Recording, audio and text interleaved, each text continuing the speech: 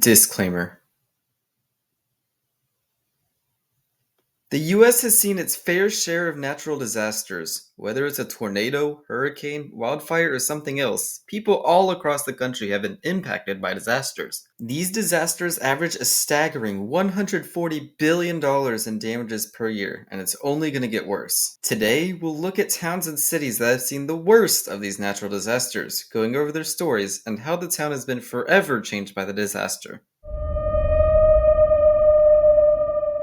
First, let's go over the criteria for how I selected which towns to talk about. First criterion is that it had to be a deadly disaster, regardless of how big the death toll actually was. Second is that the disasters had to destroy or at least damage a large majority of the town. And lastly is that the disasters need to be at least somewhat recent. Any disaster since 2000 is fair game. With that out of the way, let's first go through some dishonorable mentions. First, Joplin, Missouri, which was hit by the Joplin tornado in 2011. While one of the deadliest tornadoes in history with 158 deaths, it didn't make the list because the tornado only hit the southern side of the city. This is a note that large cities will for the most part not be making the list because of physically being too large for one disaster to destroy them. Next is Moore, Oklahoma, hit by the Moore EF5 in 2013. Similar story to the Joplin tornado as to why it's not on the list. Moving on from tornadoes, next is New Orleans. Hurricane Katrina has done irreversible damage to New Orleans, as well as killing nearly 1,400 people in the city, but there's another town which I'll cover for Hurricane Katrina damage. Second dishonorable mention is the 1964 Good Friday earthquake and its tsunami. The tsunami caused by the earthquake leveled the town of Crescent City, California, as well as the earthquake itself destroying multiple towns across southern Alaska.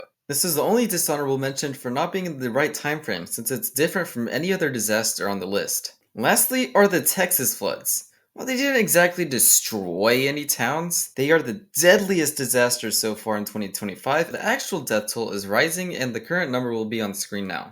Now let's go to the towns well and truly wiped out by disasters. On the night of May 4th, 2007, a tornado had formed south of Greensburg, Kansas, a town of 1,500 people in south central Kansas. The tornado warning was issued for Greensburg 26 minutes before the tornado arrived, a lot more than the average 13 to 15 minute heads up for a tornado. Continuous sirens and a tornado emergency further helped the residents of Greensburg be aware of the nighttime tornado. Only 12 people died in the town, and one paper estimates up to 231 lives were saved due to proper warnings for the tornado. The tornado ended up destroying over 90% of the buildings in the town, and the town hasn't really recovered since. The population is just half of what it was before the tornado, though Greensburg has used a green approach to rebuilding the city, focusing on environmental sustainability and eco-friendly practices.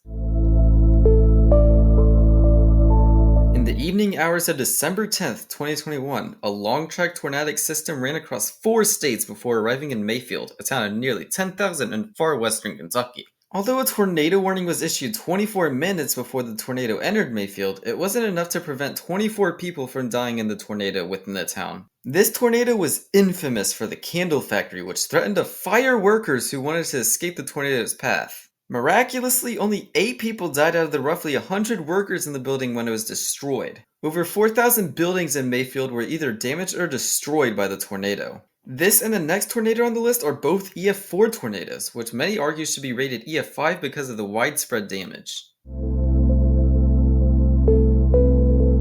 In the evening of March 24th, 2023, a supercell had just moved across the Mississippi River into Mississippi and would soon produce an EF4 tornado. It was on a direct path to Rolling Fork, a town of 1,500 northwest of Jackson. Unlike the other two, Rolling Fork did not have proper warning measures in place. The first tornado warning was issued just 19 minutes before the town was destroyed, as well as tornado sirens not being activated before the tornado arrived at all. Despite roughly 85% of Rolling Fork's buildings being damaged or destroyed by the tornado, only 13 people died in the city. It's also important to note that Rolling Fork is within the Delta region of Mississippi, one of the poorest places in America. This means more trailer homes and more poor quality construction. Before we move on to the hurricanes of the list, I want to point out some interesting coincidences between the 3 tornadoes. First is that all of the tornadoes followed a general path moving southwest to northeast, but perhaps more interestingly is that all 3 tornadoes happened on a Friday, and for the math nerds, that's about a 1 in 340 chance of happening.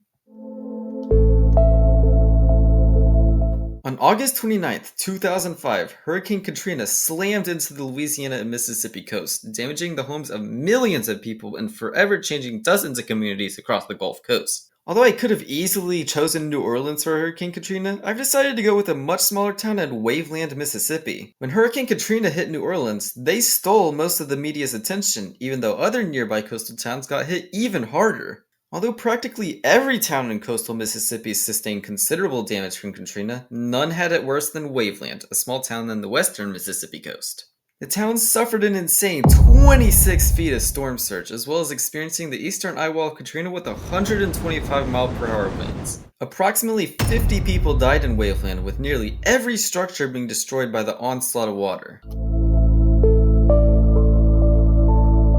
This one's an interesting case, since Cameron has really seen the compound effect of multiple hurricanes instead of just one cyclone destroying the town. Cameron is located south of Lake Charles in the marshlands of Louisiana. Hurricane Rita, Hurricane Ike, Hurricane Laura, and Hurricane Delta have all hit the Cameron Parish with several feet of storm surge and winds over 100 miles per hour since just 2000. Storm surge and wind from these hurricanes have destroyed most permanent buildings in the parish and caused the population to nearly halve since 2000. The population decline in the town of Cameron is even worse, going from nearly 2,000 people in the year 2000 to an estimated 177 in 2023.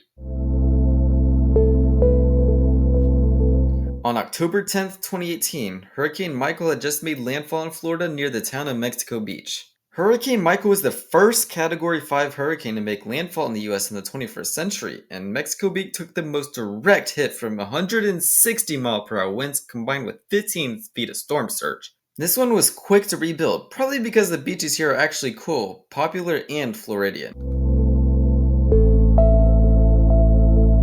On November 8, 2018, the Camp Fire started near Paradise, California, and soon engulfed the entire town. This mountain town north of Sacramento stood no chance, as nearly all of the 18,000 buildings in the town were burnt to a crisp. This caused the population to plummet from 26,000 before the fire to just 4,000 at the 2020 census. A death toll of 85 made this the deadliest wildfire in California history. Although the town is rebuilding with new fire codes, the rebuild will take a very long time and should be a wake-up call to other high-altitude towns in the alpine forests of the Mountain West.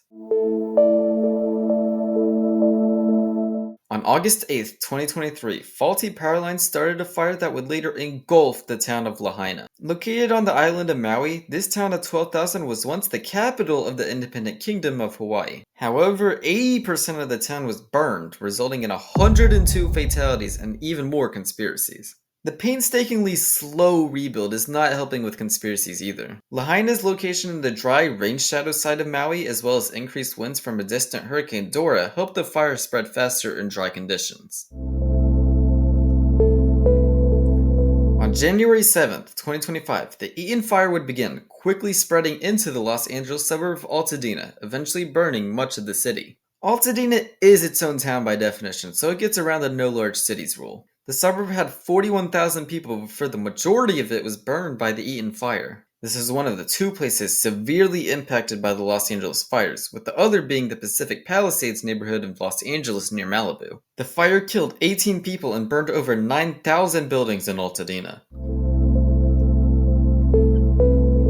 On September 27, 2024, as Hurricane Helene swept across the Carolinas, rivers quickly rose and would soon engulf towns along their banks, including Chimney Rock. Out of all towns flooded by Hurricane Helene, this one was probably hit the worst. Although this town only has 140 people, it was practically wiped off the map as the Broad River tore through the town. It's important to note it's also a touristy place with Lake Lure and Chimney Rock State Park nearby. The destruction seen in Chimney Rock is replicated all across western North Carolina after Hurricane Helene, and many of these towns will take years to recover. The key lesson to take from this is to take weather preparation seriously. Be aware of what disasters can impact you and learn how to take shelter or avoid them when the time comes. If you want, share your weather stories in the comments and subscribe if you enjoyed. Now have a good one, y'all.